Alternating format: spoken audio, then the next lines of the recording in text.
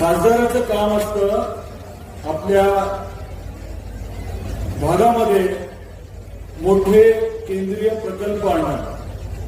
खासदाराचं काम असतं आपल्या विभागामध्ये, आपल्या मतदारसंघामध्ये मोठ्या प्रमाणामध्ये केंद्राचा निधी आणणं. खासदाराचं काम असतं आपल्या भागात एखादी अडचण असेल जी केंद्राशी संबंधित आहे तर त्या अडचणीचा पाठपुरावा करायचा आणि तो विषय मार्गी लावायचा. हे खऱ्या अर्थाने खासदाराचं काम असतं. यापैकी एकही काम गेल्या 5 वर्षात आपल्या भागात झालं का? ज्या गावात तुम्ही येता कार्यकर्ता म्हणून, नेता म्हणून तुम्ही त्या गावामध्ये चर्चा घडवा. खासदारांनी आपल्या गावात कुठला निधी आणला? खासदार निधी तरी दिला का? किती दिला? आपल्या गावामधली कुठली समस्या सोडवली?